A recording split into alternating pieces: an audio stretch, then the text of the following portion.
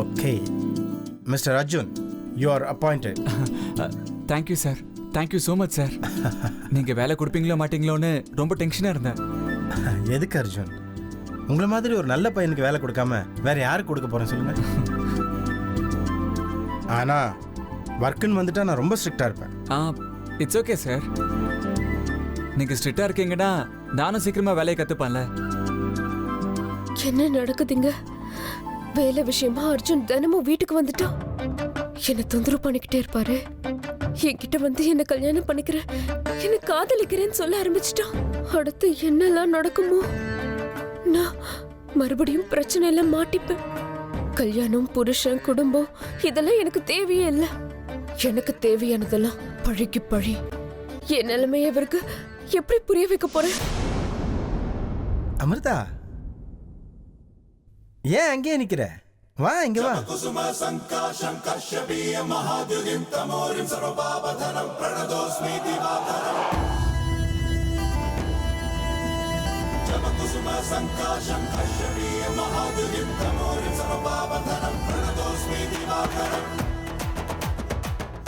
அமிர்தா, ஏற்கனவே உங்க 2 பேருக்குள்ள இன்ட்ரோடக்ஷன் இருக்கா?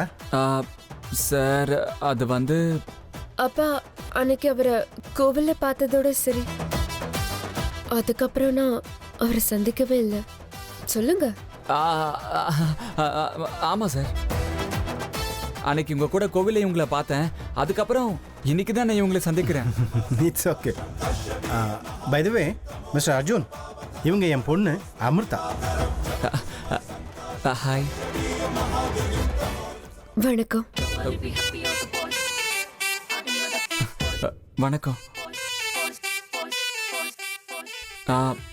சார்.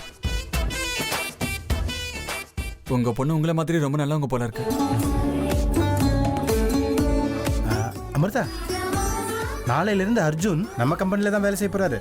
அந்த விஷயத்தை இப்பதான் டிசைட் பண்ணேன். சார், நாளைக்கு நான் டைரக்டா இங்கே வரணுமா இல்லைன்னா ஆஃபீஸ்க்கு வரணுமா சார்?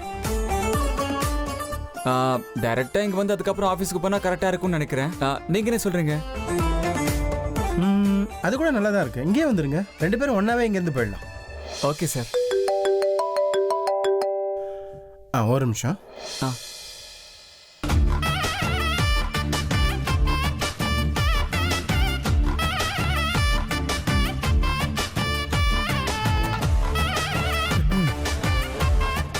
எங்க அமிர்தா, நான் உங்க அப்பா கிட்ட வேலைக்கு சேர்ந்தது உங்களுக்கும் ரொம்ப சந்தோஷமா இருக்கும்ல? ஒவ்வொரு நாளும் காதலன் சந்திக்கிற பாக்கியம் எந்த காதலிக்குங்க கிடைக்கும்? நல்ல வேலையா நாம 2 பேரும் பக்கத்து பக்கத்து ஊர்ல இருக்கோம். நான் சென்னையிலயும் நீங்க கோயம்புத்தூர்லயும் இருந்தா என்ன இருக்கும்? பா, நினைச்சால பயமா இருக்கு. ஓகே ஓகே, எனக்கு ரொம்ப சந்தோஷமா இருக்கு. நீங்க ஐ லவ் யூ சொன்ன மாதிரியே த்ரில்லிங்கா இருக்கு. ஏன் தெரியுமா? தினமும் உங்க முகத்தை பார்க்க முடியும். ஏதாவது ஒரு சாக்க வச்சுக்கிட்டு உங்ககிட்ட பேசுற வாய்ப்பு கிடைக்கும். அதுக்குதான். ஏங்க அமிர்தா, நான் உங்க அப்பா கிட்ட வேலைக்கு சேர்ந்ததே உங்களுக்காக தாங்க.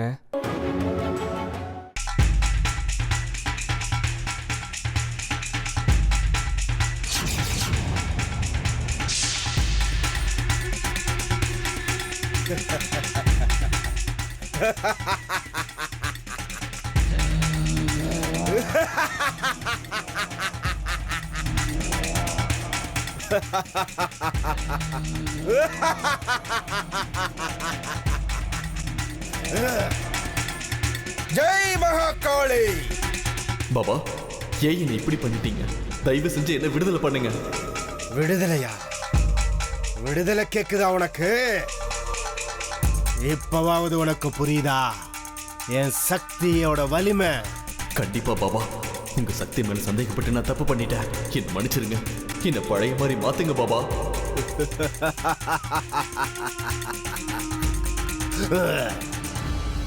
இனி நீ என்னோட சக்திய பத்தி சந்தேகப்பட மாட்டே இல்ல ருத்ரா. உன்னோட குரு என்னையே நீ கேள்வி கேட்கிற அளவுக்கு வளர்ந்துட்டியா? தயவு செஞ்சு என்ன மன்னிச்சிருங்க. மன்னிக்கிறேன். நீ என்னோட பரம சிஷ்யனா இருக்கிறதுனால உன்னை மன்னிச்சு விட்டுறேன். இப்போ புரியுதா ருத்ரா?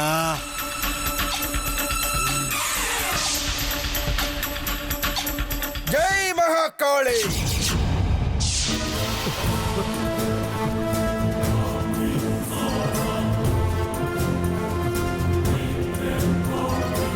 பாபா என்ன மன்னிச்சிருங்க பாபா, என்ன மன்னிச்சிருங்க பாபா.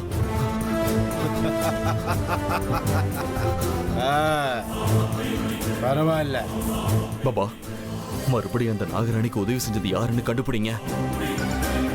அவங்க கதையை முடிச்சிட்டு அதுக்கப்புறம் நாகராணியை பிடிக்கலாம். கண்டுபிடிக்கிறேன், நிச்சயமா கண்டுபிடிச்சே தீர்வேன்.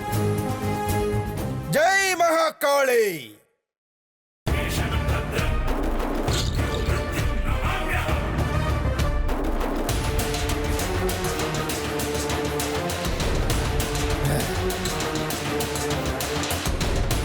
என்னோட சக்தியால நான் கட்டுப்படுத்தி வச்சிருந்த அந்த நாகராணிய இந்த சக்தி அவளை காப்பாத்துச்சு. நாகராணிக்கு உதவி செய்யறது யாரு? என் சக்தியை முறியடிக்கிற சக்தி எது? சொல்லு காலபைரவா, சொல்லு. அது யாருன்னு எனக்கு காட்டு, காட்டு. ஜெய் மகாகாளி.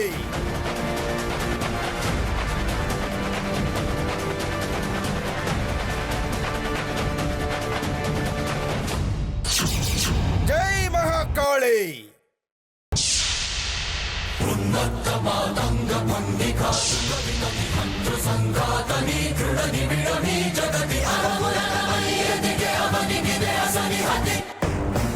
என்ன பாபா இது? இதுல சிவலிங்கம் தெரியுது. அப்படின்னா அந்த நாகராணியை காப்பாத்துறது சாட்சாத் சிவனா?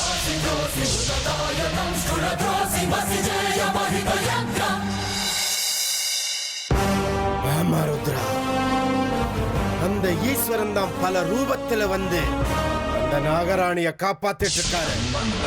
அதனாலதான் அந்த நாகராணி நமக்கு அகப்படாம போறா. என்ன பாபா இப்படி சொல்றீங்க? அப்படின்னா அந்த நாகராணி 11 வருஷம் அந்த ஈஸ்வரனை குறிச்சு தவம் இருந்து அவரோட அனுகிரகத்தை பெற்றிருக்கா. அவகிட்ட அவளோட சக்தி மட்டும் இல்லாம ஈஸ்வரனோட சக்தியும் சேர்ந்து இருக்கு ருத்ரா. இனிமே அவளை கட்டுப்படுத்தணும்னா என்னோட சக்தியோட கூட உனக்கும் சில சக்திகள் தேவைப்படுது.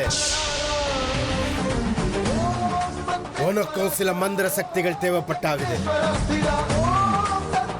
அந்த சக்திகள் உனக்கு கிடைக்கிறதுக்கு நீ முழு ஈடுபாட்டோட இருக்கணும் ருத்ரா. அதுக்கு நீ தயாரா இருக்கியா?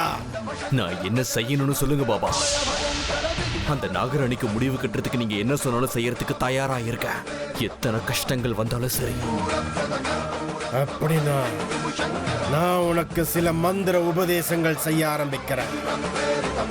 இன்னைக்கு பௌர்ணமி. இன்றைய பௌர்ணமி தினத்துல நாம 2 பேரும் சேர்ந்து கால பைரவனோட மந்திரத்தை சொல்லி அவனுடைய அருளை அடைஞ்சே ஆகணும். அதனால உனக்கு சில மந்திர சக்திகள் கிடைக்க வாய்ப்பு இருக்கு. அது மூலமா நாம 2 பேரும் சேர்ந்து அந்த நாகராணிய கட்டுப்பாட்டுக்கு கொண்டு வரலாம். நான் மந்திர சக்தி அடைஞ்சா அந்த நாகராணிக்கு முடிவு கட்ட முடியும்னு சொல்றீங்க. நான் இப்ப தயாரா இருக்கேன். நான் என்ன செய்யணும்? அது என்ன மந்திரம்? ஜெய் மகாகாளி.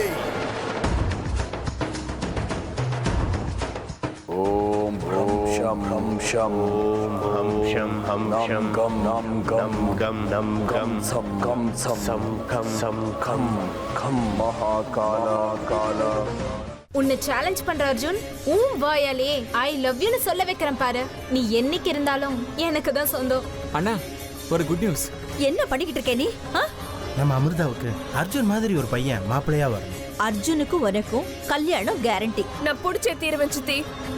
எல்லா வகையிலயும் நான் சக்தி வாய்ந்தவளா மாறி காட்டுவேன். இது என் சபதம்.